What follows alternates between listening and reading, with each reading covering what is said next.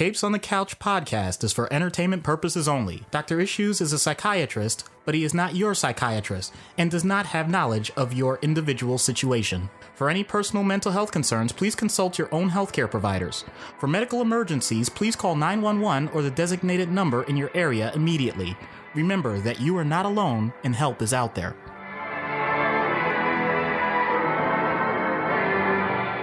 Hello and welcome to Capes on the Couch, where comics need counseling. I'm Anthony Sitko and my co-host, Dr. Issues. Hello, everyone. So this episode is centered around Legion, David Haller, whose season 2 finale just aired last night. If you're listening to this on Wednesday when the episodes air. So that's one of the reasons why we timed it. The other reason why we're doing Legion is because he was selected by our most generous and glorious patron, Brian, the sole president level patron that we have so far. He's got a special place because, again, as we said earlier, he donated, not donated, he gave us, he paid for some fantastic equipment that we're now using to record our episodes on because he got tired of what he considered was the substandard audio quality. So once again, Brian, kudos to you, sir. Thank you, Mr. President. Yes, thank you, Mr. President. If you would like to be a president level patron or just any of the other various levels, you can go to our Patreon page, patreon.com/capesonthecouch. You can subscribe at the $1, $3, $5, and $10 levels. $1 will get you a shout out. $3, you can get early access to download episodes, and you also get a monthly blooper reel. On a side note, I want to give a shout out to our newest patron, Robbie. Thank you so much, Robbie. Tell your mom I said hello, by the way. I've known Robbie for a number of years.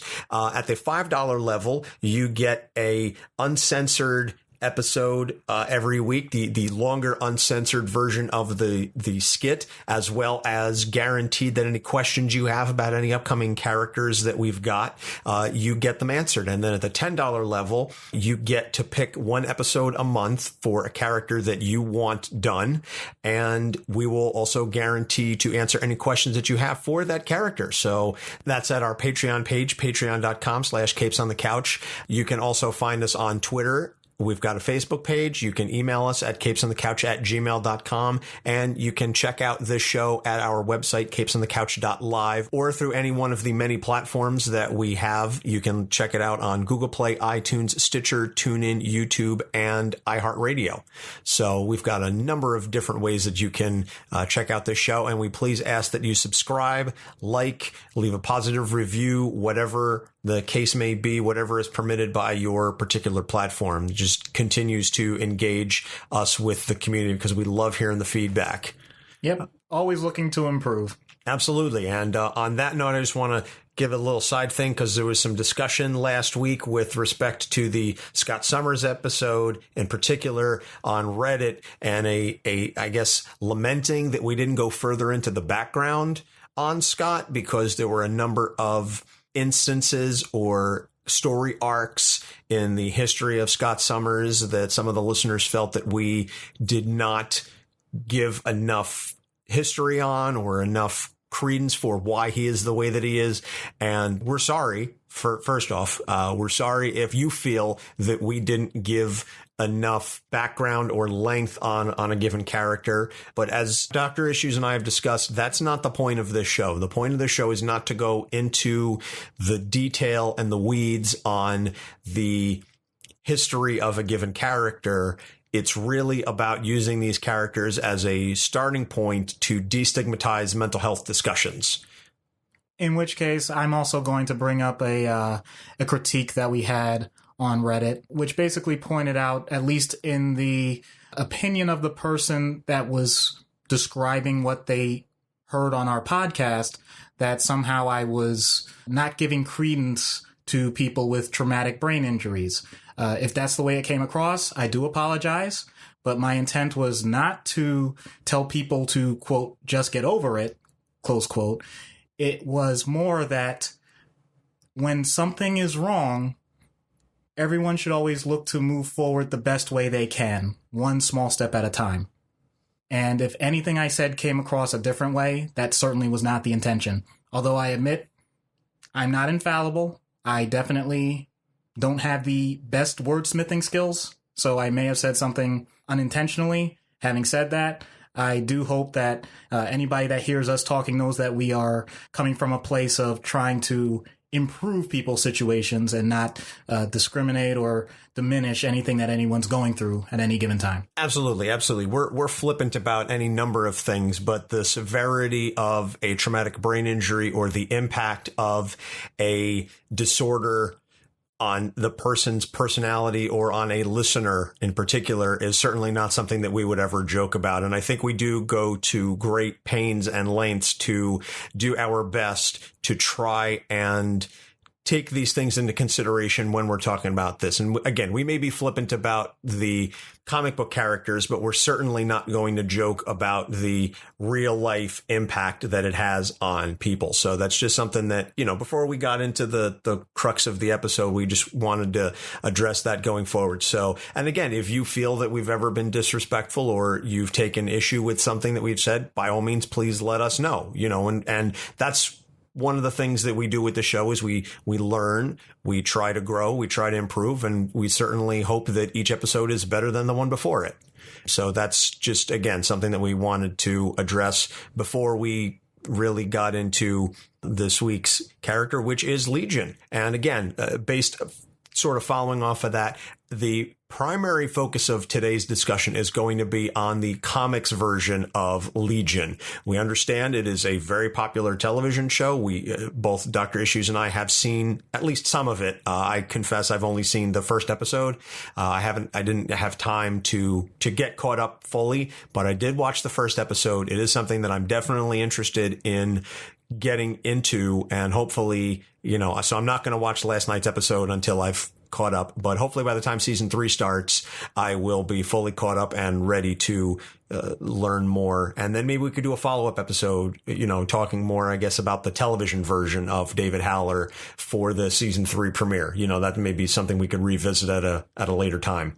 That's true. I can say that I've seen most of season 1. I haven't seen season 2, so I'll admit I'm the worst person when it comes to spoilers, so I may have already looked at all the information available. I won't say it on the podcast, but definitely I would say that these episodes have been more intriguing from my perspective about how they have approached the presentation of mental illness.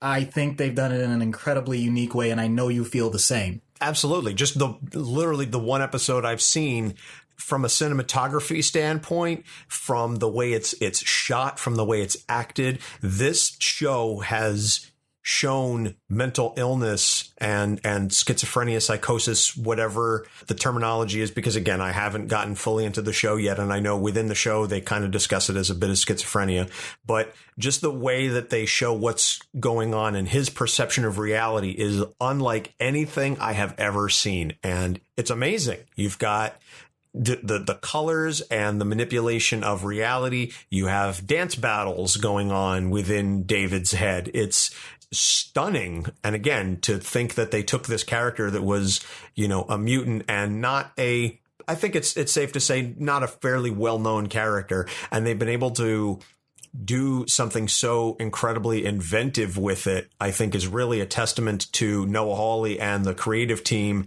at the studio, and to FX for greenlighting this and saying, yeah, well, let's take the bastard son of Charles Xavier and make him not look anything like he does in the comics and just completely tell an absolutely different story with him than anything that's been shown in the comics. So again, that's a major testament to the creative team for taking the basis of this character in the comics and creating something totally brand new and awesome with it. I will lament the fact that they didn't include the hair. I thought that would have been great. It's like a high top fade. It's almost like a Kid and Play style hair, the cameo look, if you will, but like really, really over the top. He's got like a good 6, 7, 8 inches of hair on top of his head, just straight up spiking like a really tall pencil eraser. So it's just a really inventive, stylized look for the character. And Legion certainly doesn't look like any character, and he definitely doesn't act like any character. So to that end, I guess we'll move into the background. So David Charles Haller, created by Chris Claremont and Bill Sienkiewicz, my boy Bill, in New Mutants number 25. March 1985. And we're going to give a shout out to Bill, as we always do, because he gave us a shout out. So anytime we talk about any characters that Bill Sienkiewicz had a hand in, because he was so great in retweeting about the Moon Knight episode. So I'm going to send him another tweet about this one. Hopefully he gives us some more love. So David Haller was the son of Charles Xavier and Gabrielle Haller. She was Israeli, and they had kind of an affair,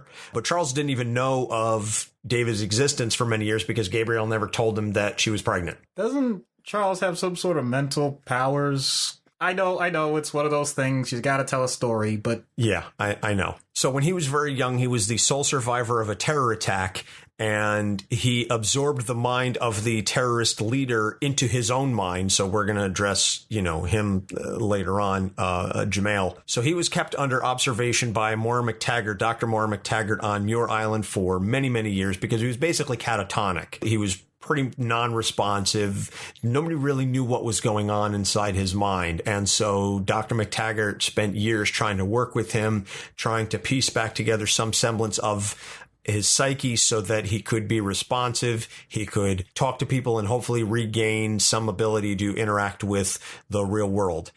So it was determined that the attack splintered his personality, and then each personality can control a different ability. I'm assuming this is because he's the son of one of the most powerful mutants in the world, that David is himself an Omega level mutant, which is just mind boggling. So each personality is able to control a different ability. So the early personalities, there weren't that many of them, but some of the early personalities, you had Jack Wayne, and he was telekinetic, and you had Cindy, and she was pyrokinetic. So they would interact. And the thing is that David was able to switch back and forth between them and among them, depending on who he needed to be at the time, because it was more of a situational thing. Oh, I need to be telekinetic, so I'm going to be Jack now. I need to be pyrokinetic, I'm going to be Cindy. Right. And just so that for the audience, I've gotten feedback personally from other people. Sometimes we use terms and we don't always define them. So telekinesis means you're moving objects with your mind. Pyrokinesis means you're controlling fire with your mind. A lot of these things come from Greek and Latin and all of that, but I just wanted to make sure I said that because I'll admit, just saying that automatically as if everyone knew it might get people thrown off. Like, okay, so they're like pyro and, someone using a telephone. Like, no, not quite, Yeah. And Jamail, the first personality that he has, Jamail is a telepath, which means he has the ability to read minds. So those, again, are some of the very early personalities that we see that David exhibits once he eventually comes out of his catatonia. And then he ends up possessed by the Shadow King, who is a nemesis of the X-Men and Professor Xavier. And the Shadow King tried to use him, or did in fact use him, to kill Destiny. He was successful in that. Destiny was one of the mutants at the time, and then they were able to drive the Shadow King out of his mind, and they were able to defeat him. Then he got a little older, and he learned to have better control over his personalities and the corresponding abilities. And he said, what would be a really good idea? My father's always been all about mutants and mankind coexisting. And who's the one that always tries to stop him? Magneto. So I'm going to go back in time and I'm going to kill Magneto, and that's going to make my father really happy. That doesn't go well because in the ensuing battle, he ends up killing Xavier because Xavier jumps in to protect Magneto. As I don't know how many of our listeners necessarily read all the comics books, but I'm sure many of them have seen the X-Men movies. And in that universe, I think they do an amazing job of showing the friendship and the history and respect that Charles and Eric have for each other as they grow up. And it's a situation where they start off with similar intentions, but they go about it in very different ways. And their paths definitely branch off, but there is still that base level of respect and love between Eric and Charles. And that's why Charles jumps in to protect Magneto from David using his psi blade, or as Psylocke would say, the focus totality of his of his psychic powers. So then Bishop decides he's going to go further back in time. So now he's going to kill Legion with his own Psyblade, because when Legion killed Xavier, it creates this totally separate dystopian future timeline. So Bishop goes, everything is just completely out of whack here. I need to set this straight. So he's going to back it up and... Wait, you're telling me that Bishop was involved in a dystopian timeline? Yeah, I know. It's stunning, really. Wow. Huh. So unlike him. I'm pretty sure every timeline that Bishop is from is a dystopian one in some fashion or other. But I'm not going to get into that. So Bishop goes further back and he ends up killing Legion with his own Psyblade. Except Legion's not. We find him in a box later. I don't know. It's a dick in a box. So I'm sorry. It had to be said. I don't actually think Legion is a dick. It just, the song came to me and, you know, he's not Scott. He's not Scott. Scott is a dick. All right. I know. I'm sorry that upset a lot of people last week with the thing, but it's the joke, folks. It's a joke. So they discover Legion is alive, and now he has way more than just like 3 or 4 personalities. Now he's got thousands of them, and they all have different abilities. It's, you know, talk about like serial escalation. It just went like from 0 to 60 in like 0.3 seconds. He goes from 3 to thousands of personalities, all of whom have different abilities, and he can literally just call upon them whenever he wants, however he needs them. So some of the personalities are in limbo. They battle each other and they die, but then they get reabsorbed back into David. It's visually, it's very interesting how they do it in the comics. So his abilities are used to battle Sentinels during the Second Coming event, during which he's literally like in a control room with a helmet, and he goes, okay, I'm going to use this one. And then boop, there's your ability. And oh no, they got defeated, because the Sentinels can evolve to battle whatever it is that they're fighting. So once an ability is no longer useful, okay, now we're going to switch tactics, and I'm going to use this ability, and I'm going to call on this one. And he's literally like standing there in front of a computer and just like, okay, I need this. Personality 1726, you're up. Like whatever it is that he needs, that's what he pulls from. During the Age of X storyline, there is a new personality created to protect Legion, and this one looks like Moira McTaggert. So I don't know if that is considered like an... I don't want to say it's like edible, but because she was like sort of like a maternal figure to him, so the personality that's created looks like her. I guess it just draws from that nurturing effect that she had on him during a lot of his formative years. I would say maternal. I wouldn't necessarily say Oedipal, unless, because I'll be honest, I haven't looked at every comic issue, but Oedipal would imply that he wanted to have sex with her. Okay, all right, then I'll retract the Oedipal, but it's a maternal thing that this personality looks like Moira McTaggert. So during the Avengers vs. X-Men, and we discussed last week Scott killing Xavier, so his father's death causes David to just absolutely lose control of his personalities, and now they're all wreaking havoc across the planet and creating death and destruction. Oh my goodness. I remember originally reading this entire arc through X-Men Legacy. Basically, what ends up happening is not only does his personalities get out and wreak havoc, we also know that he's able to absorb all of these things from other people. So he starts absorbing the entire world, like anything that he's coming in contact with. And the X-Men are constantly trying to stop him. The Avengers eventually get involved, and he basically ends up absorbing the whole world. And he does have a relationship with someone, you know, and that's Blindfold, you know, not to get into her backstory, but the point is she's able to get into people's minds. So she basically meets him head on in his own mind, and she kind of gets absorbed, but then he got proud of his dad, or his dad was proud of him, and basically they said, okay, never mind, this all didn't happen, and it's all in Blindfold's mind. That's how the world was saved, because it was all in her head. I wish I were making that up or a metaphor for something, but no, that's exactly what happened. Okay. Well, you know, you certainly did a better job of explaining it than I could. I did more reading on a lot of the earlier issues. So it's good that you covered the later stuff. I covered the earlier stuff. And then, you know, Brian wants us to do this episode because it's based on the TV show, which is not anything like the comics. So the vast majority of the things that we're discussing are not going to be relatable at all to the TV show unless there's a corollary, unless there's some way that we can draw a distinction or, use it for comparative purposes. Huh. There is some greater parallel here. You have three individuals that all have an experience with a character all with the same name, but because we all had different time periods and issues that we were covering, we can't quite come to a consensus on what this guy's about.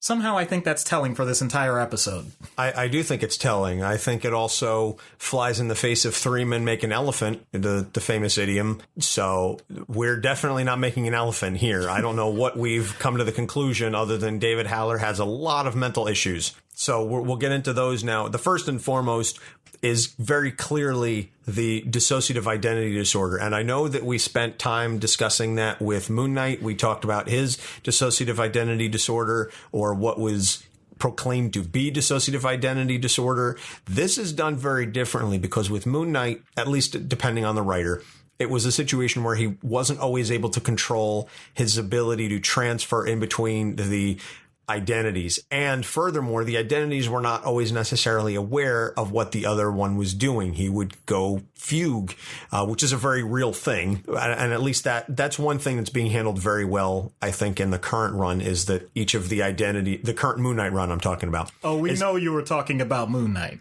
Is that the identities aren't always aware of what the other one is doing. Here, with David, he knows of the personalities and he uses them and can manipulate them to his own end. So it's very, very different from the way that Moon Knight, at least again, has currently being written and the way that we've discussed him. So I don't know if you want to go into this doc and explain what the difference is between him and Moon Knight or any of the other characters with DID. Okay. There are a couple of aspects that I think I can focus on to give this a little bit of a different feel. If you really want my thoughts on dissociative identity disorder itself, by all means, listen to the Moon Knight episode and make Anthony proud. If you really want to get into one of the issues that you brought up in a description of Legion's history, catatonia is something that we see commonly in psychiatry patients, and dissociation can be very well linked to that. Depression can also be very well linked to that, because that word is thrown around a lot, but it does have a much more formal definition. It's the idea that with no other known physiological cause, not a coma, a person is not responding to the world around them. They may have their eyes open, they can see everything that's happening. They have the ability, quote unquote, to speak. They have the ability to move, but none of those things are actually happening. So in other words, and you can find this in old textbooks, you can Google it, you can pose some people. They would be standing in a position for hours on end and you could move them easily, but then they would stay in that position. It was called laxy flexibility. You could have people actually do things almost like an automaton, a robot, without any other input. In other words, they would use the cues around them to perform certain actions without actually having a rational reason why they're doing it. For example, I'm sitting across from Anthony. Anthony, shake my hand. Thank you. Now, Anthony, don't shake my hand. See, I still have my hand out right now, and I know you can't see this, but Anthony had the wherewithal to not shake my hand because I told him not to. A person with catatonia may still shake my hand automatically. So there's something that's kind of a disconnect in their psyche, not to get too vague about it. That's something that goes along frequently with dissociation. So the fact that he spent so much time in that condition, that gives an opportunity for a lot of things to be filled. He had the support of people around him to treat him, but unfortunately, it sounds like, especially with the outside events, things didn't go according to plan. You know? Well, things rarely do go according to plan in the Marvel universe or in any comics universe, I would posit. But certainly in a situation like that with the catatonia, and again, being the son of one of the world's most powerful and famous mutants, things certainly don't work out well for him. I also have something that's much more practical to the majority of our listeners, I think, because I'm going to hazard a guess that not many people have gone through catatonia. The idea that you take the ability to concentrate on one aspect of your personality. I'm not going to go back into the dissociative identity disorder. I'm not going back into the multiple personality part, but just the idea that you can focus one aspect of who you are to yield a certain result. I think everyone can relate to that. You know, I know in my own experience, I'm just thinking back to, I'll use a real obvious one. When I was getting my driver's license, and I'll admit, I have never admitted this before, so I failed the first time. I took the driving test, and because I didn't really pay much attention when the guy said back up, and I was looking in my mirror, but I should have turned my head and looked, and the guy failed me. I was so ashamed and embarrassed. I actually would take time before I went to bed to visualize being in the car, being on the course, and driver doctor issues. I used to call myself that. Driver doctor issues. What are you supposed to do at each point? And I actually did that for about a month or so, and I absolutely aced the driver's test next.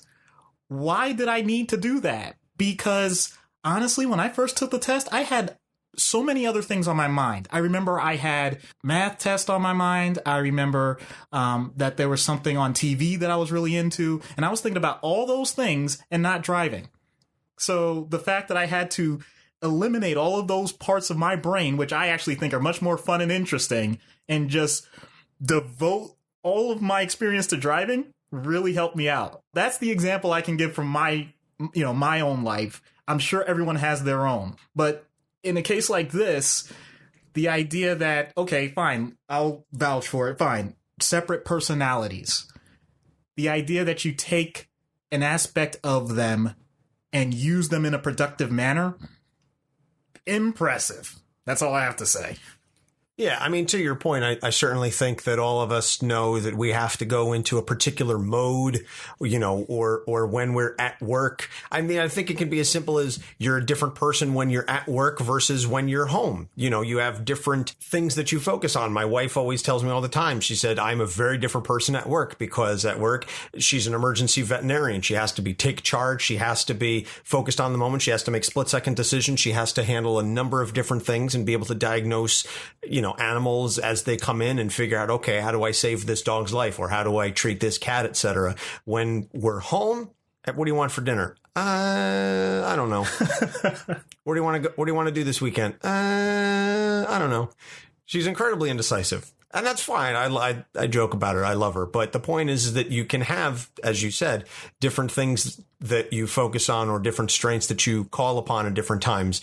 Legion takes that to the extreme. See what I did there? Yeah, I got it. Because X-Men? Yep. Because Xavier? Yep. Because his dad was... Yep, it's done. You sure? Yes. Okay. Because I just wanted to make sure... Yes, okay. It's done. All right, fine. Hey, listen, I have to beat the dead horse every once in a while. So the next thing that I want to talk about, and this is something that is brought up occasionally in the comics, and certainly with respect to that X-Men Legacy bit, is this need or desire to please his father. And again, we've talked about the fact that Charles Xavier is the head of the X-Men, the founder of the school. Everybody knows who Charles Xavier is within the Marvel universe and even out of universe. To have a father like that is incredibly difficult because that bar is set so high. And I think many people can certainly understand having a parent who is very successful, famous, etc., having them come before you and have all these accomplishments. Well, what are you going to do? This is their legacy, to use that term again. That's their legacy. What are you going to do about it? And it's not until, or it's addressed in bits and pieces here, but that X-Men Legacy that last issue, going back to, I think, like 2012, somewhere around there, 2012, 2013, that issue where he talks about that and he's waiting for Charles to say, you know, I'm proud of you. And he's like, that's all I ever wanted. So, Doc, if you can just expound upon that a little bit. Yeah, for everyone that's ever existed, we know the experience of a parent, or if you haven't had the experience with a biological parent, with a foster figure, of that person setting expectations of actions and how you're supposed to carry yourself in the world and what you're supposed to accomplish. In addition to that, you're going to have your own unique goals and expectations. Finding a way to blend the two is an incredible struggle. It's something that doesn't come automatically. It's great when you have a blueprint, and by that I mean someone who's in a particular field, for example. Because of me being a boxing fan, the first thing I think of is the Mayweather family. I grew up as a little kid watching the Mayweathers, and they were decent, they were good, even won championships. And then you get Floyd Mayweather Jr., love him or hate him, you know, one of the greatest boxers of all time. That's an example of someone that exceeds their expectations of their own parents in the field that they knew since they were a little child. Legion sets up like that because you have someone with psychic abilities also having psychic abilities and then some. So from a natural talent standpoint, that actually was pretty simple. You know, that was a bar he was able to jump from the start once, you know, got out of the whole catatonia thing and had the proper therapy and all that stuff. Well, I think given the fact that David is ambulatory, it certainly makes his ability to jump certainly surpass that of his father. Was that just a low bar? Maybe that was too low of a joke? Well, I mean, I think we need to get rolling with this. So the point being, though, once he has the natural ability and sees that surpassed his parent, now he has to find a way to make it effective for the rest of the world, for the rest of society. And that doesn't really seem to take shape very well. As a matter of fact, I think at one point they call him a mind worm because he just ended up absorbing so much. But the point being, it is possible to try too hard to follow the exact same grooves. And as we've seen with Xavier, you know, he's kind of worked himself to death to get some of the things he wants accomplished. Legion doesn't have to go that route if he doesn't want to. But it's clear that he made that choice, and I'm not so sure when you have so many other factors pressing in on you, other personalities that may have other goals. I'm not so sure it's a great idea to say, okay, guys, let's all follow this exact same path and do everything the way that someone who has already died wanted us to. It's a great sentiment. I'm not sure it's a great action in this case. Well, I shouldn't say I'm not sure. We saw that it wasn't a great action in this case. Yeah, and you don't always get to be better than your parents. True story. I wrote my essay for the SAT2 English exam. The question was something similar along the lines of, and I'm paraphrasing, describe how having a family member as a predecessor, an accomplished predecessor, can be beneficial or harmful to you. And I wrote my entire essay on athletes who were either sons or in some cases younger brothers who were able to, in many ways, surpass their fathers. You talk about, you know, look at the Griffeys. Ken Griffey Sr., hell of a ball player. Ken Griffey Jr., amazing ball player. Then you have Cal Ripken Sr., didn't really do, you know, he had an okay career. Then you have Cal Ripken Jr. and Billy Ripken. So even within that same family, you have the one son who absolutely went on and surpassed his father and everything that he did. And then the younger brother the other brother who was constantly in Cal's shadow. So I think that we can all certainly, to your point about the Mayweathers, we can all certainly understand and draw corollaries even just within our chosen sports or preferred venues, that we can find people who succeeded their parents and then people who didn't. And I'm sure that there are even listeners that may be in the same field as their parents, fathers or mothers, or just an older sibling, and they want to follow in their footsteps and do it better. And some succeed and some don't. Also, to expound upon that, we've all heard the term, the sins of the fathers. Mm-hmm. Basically the idea that anything that had gone wrong in the past within the family, not just to say fathers, but it means that the offspring are also held to a certain standard, often to a certain, what seems to be a punishment based on what has happened before.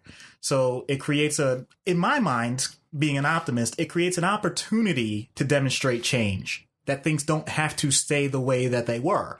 But for some people, it's a burden. It's an obstacle because you feel like you have to fight for everything twice as hard as anybody else because you have to prove that things weren't either just handed to you or you didn't just end up in a lucky circumstance because of connections from someone else in your family that they knew. Exactly. And you get, at least in school, when it comes to punishment, if you have an older sibling, a lot of people, their older sibling was a bit of a troublemaker, rebel rouser, and then they come in and you get the same teacher. I remember your brother. I remember your sister. They were a pain. I'm going to keep my eye on you. And anytime there's even a slight little deviation from the norm, bam, the hammer comes down on them. Why? Because their older sibling was troublesome in whatever respect may be, and vice versa. You could have the older sibling that's the golden child and everything is wonderful, and then the younger sibling comes in. Oh, well, I had your older brother, I had your older sister, they were amazing, so I expect great things out of you. And if they don't meet those expectations, that what's the matter? Your brother did this, your sister did that. Oh, why can't you be like them? So it absolutely cuts both ways, and I think that is something that many of our listeners can probably relate to in some regard. So now let's just focus a little bit on the TV show, because again, one of the reasons why Brian picked this character for us is because he is a big fan of the show. So I know we talk primarily about the comics versions of these characters, but we can delve a little bit into the TV show. In the TV show, and again, this is not too spoilery, the entire premise of the show is that he starts off in a mental institution and he's being treated, and then a number of things happen, and we're not going to go into the spoilers if you haven't watched the show, but a number of things happen and he's out of the institution, and then he's trying to figure out how he ended up there and what some of the things are that he's dealing with and his past and so on. But within the show, it's not treated as dissociative identity disorder. It's treated more as a schizophrenia. And as we said earlier, the show does an amazing job at demonstrating the various perceptions of reality, I'll say, within David's own mind. So, Doc, if you want to just talk, because you've seen more of the show than I have, if you can go into a little bit more about how the show portrays his mental health issues and his various disorders, and whether and how, I guess, I don't know, realistically some of these things are portrayed as far as psychoses? Well, I mean, it's television, so of course it's going to be played up for drama. It's going to be played up for exaggeration. I think they do that. I think any artistic medium is going to have to do that, because the bottom line is you need people to want to see it. But having said that, I think that the way that they go about pointing out whatever is going on at the time is so overwhelming that it can be distracting to what other people are trying to help David accomplish, help him interact. In other words, he really has to take extra energy to focus on what we would consider to be the reality as opposed to what's going on in his own mind. That discrepancy is something that they repeatedly do. And I will say they also do a great job of showing how it changes over time as he interacts with other people and gets help. In other words, it's not static. You don't have to worry about. Best example I can think of off the top of my head is the presentation, for example, of Spider-Man, the spider sense. Everyone knows what that is. You see it in the comic, you know it, and you recognize it. You see it in one of the cartoons, you recognize it. You see it in the movies with the hair standing up, you recognize it. With Legion in the TV show, things change. He doesn't always have these same responses. You don't get used to it, which is true in reality when it comes to this type of mental illness. It's not something that automatically happens the exact same way. Don't get me wrong. There will be long periods of time where it could, and I'll say this from my work experience, where you say, oh, that's just so-and-so. Okay, I know what their usual complaint is or what they're usually going through. And then months down the road, I may see them again and it's completely different. It's just the nature of the illness.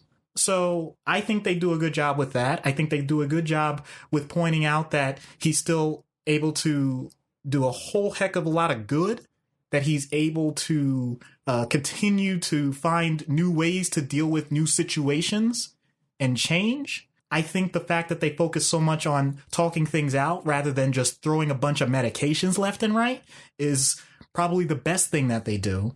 Because whenever people think of these types of illnesses, that's usually the first thing that they talk about.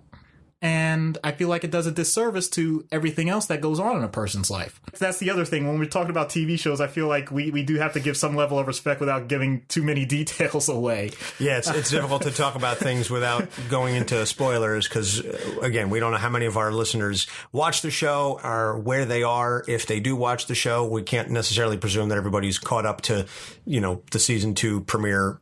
Season 2 finale from last night. So we don't know where everybody is. Like I said, myself, I just watched the first episode. That's it. So, but I think it does a great job in showing, or at least a stylized version of mental illness and not just a, person drooling, talking to themselves, etc. Although there is that one great interaction in the first episode where Aubrey Plaza and he are trying to figure out exactly what he's on. And she's like, so is that spit or, trazepam or whatever. I forget the name of the drug that he's on. And she's like, oh, is that just, oh, okay. I think he's on that. And there is a little bit of that. So the treatment, starting off with in-universe, I can't even begin to figure out how you would treat somebody like that, given, again, his father is the world's greatest telepath.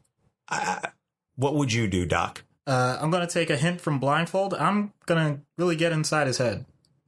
No, I mean, really, I'm going to get inside his head. I want to be in there. I want to be with all of those personalities. I want to be able to see them for myself. Now, mind you, he's had whole story arcs, and runs in the comics where the entire comic happens in his mind with these personalities and he's battling them, or they're battling amongst themselves, or they develop a token and, they pass it amongst themselves because that means that they have the ability to outwardly control him. Okay. Anyway, point being. Moira. Yeah, exactly.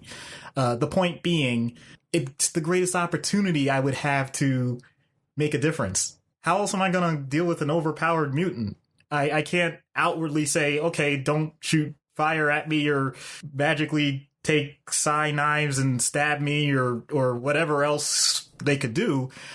But on a daily basis, I go in and I see multiple people with different concerns and stressors and try and help them navigate whatever it is that they're going through. If you tell me I just have to do that a bunch of times, I think I could handle that. Hopefully, provided that they don't use their abilities on you, because I'm pretty sure if they kill you with inside his head, you're gone. Well, I'd still be inside his head, so then hopefully I get some super cool ability, right? That I guess, and that's never really addressed. Is it's never stated that the only people that David absorbs are people with abilities. He just absorbs folks, but then they end up with powers. So I don't know if that's his ability, is to absorb someone and then that absorption manifests itself in an ability. I don't know how that is necessary. I don't think that's ever fully addressed, at least not in any of the issues that I read. So now out of universe, and again, we see how David is treated in the TV show with his abilities, but out of universe, someone at least attempting to demonstrate the dissociative identity disorder, schizophrenia, depending on which version you're discussing, if you want to take a crack at that. So after all of my railing against the idea of pill pushing and all that stuff, I'll tie it right back to one of the serious points that I had made earlier, which was the catatonia. That one often requires medication.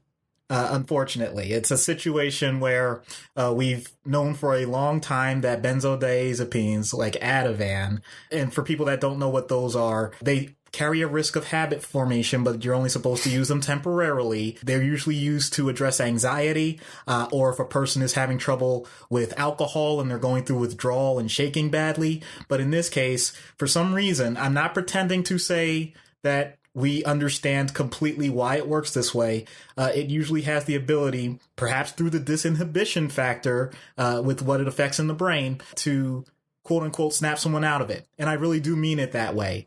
Usually within, 3 or 4 doses within a 1-day period, you'll see a huge change in the person. They'll be able to talk again. They'll be able to interact appropriately. It's fascinating to see, when you get a chance to see it. In the times that it doesn't work, then we're going to have to go a little heavier handed. There is something called malignant catatonia, which is basically just a super severe form of catatonia that's not responding just to medication, in which case you can use something called electroconvulsive therapy, or as people like to call it, shock therapy, where you run an electric stimulus. The person is under anesthesia and they're given a muscle blocker so that they're not shaking like a regular full-on seizure. But the point is, it resets your brain and can help the person regain their function. So the reason why I'm bringing these things up rather than talking about the exact same thing I talked about with dissociative identity disorder in the first place is because I want this to be an entertaining podcast for each episode. So I am not ignoring the fact that you need significant talk therapy to deal with these issues, and that there is EMDR therapy, which you can look up for dissociative identity disorder. But you'll get that in the Moon Knight episode, which once again, if you do that, you will, I believe, be put on the 3rd or 4th most important person in the world on Anthony Sitko's list. Ha ha ha ha ha. Hey, just making an observation. I love the character, but I'm not going to go gaga over every person who listens to it. I will appreciate it. I won't go bonkos over it. Tell that to Reddit and Twitter. Anyway, I'll actually give direct credit, though, to the TV show, because whether we're talking about dissociative identity disorder or schizophrenia, the way that they create a supportive environment for Legion is outstanding. And they let him know from the start that no matter what happens, even if there's a setback or things didn't work out exactly the way they were supposed to, they're going to keep trying. They're going to keep finding ways to help him. Now, there is the unfortunate effect sometimes for different patients where they feel like, and I'm just using words that have been told to me, I'm a guinea pig. Stop it. I'm a human being. Don't just randomly throw things at me and see what sticks. And that's a valid concern. And the way that you get around that is you point out that, well, any treatment that is tried is not meant as a one-off. In other words, no physician, no clinician should ever say to someone, here is the plan of attack. By the way, we're going to change it the very next session. That's usually counterproductive. You want to stick with something for at least a few weeks or a month or 2 months, depending on what type of therapy it is. That goes for medication. That goes for psychotherapy as well. And they do a good job with it. It is accelerated because it's a TV show. Kind of like the trope of if you watch a sitcom, how is it that everything's resolved in 30 minutes? And the obvious answer is, well, it didn't happen that way if you looked at the timeline, So I think they do an excellent job just pointing out that there's more than one way to go about solving a problem. And I think that's the most important thing I gathered other than the presentation of the mental illness itself. All right. I can dig it. That's, again, it is a benefit that the show covers mental illness and its treatment in the way that it does, because, again, that show, as well as this one, is about destigmatization, taking away the notion that we can't talk about mental health, trying to help those. I know just last week, within the last couple of days, Kate Spade and Anthony Bourdain, both 2 very high profile suicide cases. And was said that, people talked to Kate Spade like an hour before she committed suicide. And, she was happy and she was in good spirits. And Anthony Bourdain, very similarly, people are struggling in ways that we don't understand. So these are things that we have to keep in mind. And we certainly encourage listeners always, never be afraid to reach out to anybody that you think may be struggling. Always try to be helpful and good. Michelle McNamara, it's chaos, be kind, rings particularly true in these kinds of cases. So again, anything we can do to certainly destigmatize mental health and the discussions of mental illness and making sure that people get appropriate treatment wherever possible and appropriate help where they can, we are certainly in favor of that. Incredibly well said. The way that I've looked at life is, show me a person that thinks they're normal, and I'll show you someone that doesn't know themselves well enough. True.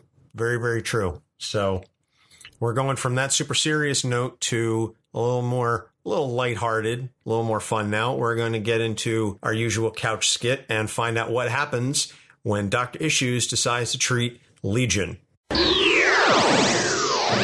Hello, David. Hello, Doctor. I'm ready and willing to talk to whoever's in control of you at the moment. In that case, I think Jack Wayne wants to talk to you. Are you sure? Maybe someone else? Like someone less prone to violence? Well, why don't you step inside and pick one then? What? Don't worry, this doesn't hurt, usually. Wait a minute! What? What happened? Where are we? We're inside my head. You're free to say hello to anyone you'd like. Hello everyone. Who would like to step forward first? I am Jameer. I was the first one to be absorbed, so I should be the first one to talk to you. Well, welcome. You must have a strong bond with David then at this point. Okay, so how's it working out for you? Well, the bond is strong. He doesn't permit me to come out often. I think it's because I am a reminder of the accident that started all of this in the first place. Well, does he do that to all of you, or do you feel singled out? There are so many of us, but there are some who are favored. I am not among them. Well, I'm sorry to hear that. Who do you think is more favored then? That'd be me. The name's Jack Wayne. Oh, no. What's the matter, Doc? You think things will fly too fast for you? Don't worry, I catch your drift. How about me, Doc? Well, who are you? I'm Cindy. If you thought Jack was a hothead, you ain't seen nothing yet. Okay, let's take a breath here and calm down. Don't think you can stand the heat? Maybe you should get out of the kitchen. Hey, you're not the chef here. I'm gonna work through this with David, and we're gonna let cooler heads prevail. Your funeral, Doc. Don't hurt him. Who are you? I'm Sally. Nobody loves me, but I think I love you. David, is there any way to have a conversation with just the two of us? No, Doctor. That's the point of all of this. I wanted you to experience just a fraction of what it's like inside my head. What it is to be me. The struggle I deal with every moment of every day. I had no idea. No one does. No one ever takes the time to ask. You're one of the only ones who even considered the possibility. So, what do you do? The best I can. Then I guess I'll do the same. I just have to admit, I may not be able to do it from the inside here like I thought. Okay, Doctor. But there's no guarantee you won't see any of the others again. I'll take that chance. Okay, Doc. Here we go. So now that you've had a chance to look inside, do you want to continue the session? Well, I originally liked to talk about prescriptions, but I think you're going to need more than just a prescription to keep things in check. I have to agree with you, Doctor. And if you can find something powerful enough, I'll be the first to try it. See you next time. Well, that was an interesting trip for you. I think that was the first time you've ever been inside someone's head. I mean, I know they call us head shrinks, but wow, that definitely took it to a new level. Bump, bump. Well, hey, you survived. I mean, it got a little hairy for you at times, but there's a lot of people in there, it seemed. Yeah, that was just a tiny, tiny amount. It was almost like a stadium, basically. Sheesh. I'm glad you go through these things every week and not me. I could imagine what it was like if I had to be in there with you. So that's going to do it for this episode. As we said at the top of the show, be sure to like and subscribe and leave a positive review on whatever platform you listen to, whether that's capesonthecouch.live, our website, or any of the other distribution platforms through Libsyn. We've got iTunes, Google Play, Stitcher, TuneIn, YouTube, and the iHeartRadio network. You can subscribe to us on our Patreon site. That's patreon.com/capesonthecouch. You can be like Brian did with this week's episode and pick a character for us to do. That's a subscription at the $10 level. You can also subscribe at the $1 level and get a shout out. You can subscribe at the $3 level, get early access and a shout out. Again, hi, Robbie. You can subscribe at the $5 level, get the uncensored version of the skit, as well as guarantee that any questions you have may be answered. You can also just shoot us an email, capesonthecouch@gmail.com. You can interact with us via our Twitter account. We have the official show account, and also Doc and I have our own personal Twitter accounts as well, Anthony Sitko and Doc Issues. And we've got a Facebook page that you can check out. So we have a number of ways that you can interact with this show and, give us feedback. I always make sure to post all the links on Reddit. And we talked about that at the start of the show. So you can always, I have my personal Reddit account that I'm very active on there. Next week, we go into the question. So I think that's really going to be a fun one. Get to cover him. And then the week after that, we are going to do the Sentry. And I know, Doc, you're very excited about this one. You've been talking about wanting to do Sentry for a while now. So we really get to delve into that one. Bob is he's a special one. Yeah, absolutely. And just wanted to say, with this situation, you did say it wrong. We're doing the question? Oh, jeez. So we're doing the question, and then we're doing Sentry, and then we're doing Casey Jones from Teenage Mutant Ninja Turtles fame. So that's going to be really cool for me, because I've been a Ninja Turtle fan pretty much as long as they've been around, since the cartoon. I can't say since as long as they've been around, because I didn't read the original comics, but since the 87 cartoon, I have been a fan of the Ninja Turtles. So that's going to be an interesting one to check out. So, Doc, anything else you want to add before we go? Just wanted to say thank you to everyone for continuing to listen to this. And if you do have multiple personalities, I hope that you have each one subscribe. Yes, each one subscribe and each one download separately, because that helps boost our numbers. But for Doc Issues, I'm Anthony Sitko. Thank you so much for listening. We will see you next week. Capes on the Couch podcast is for entertainment purposes only. Dr. Issues is a psychiatrist, but he is not your psychiatrist and does not have knowledge of your individual situation. For any personal mental health concerns, please consult your own healthcare providers. For medical emergencies, please call 911 or the designated number in your area immediately. Remember that you are not alone and help is out there.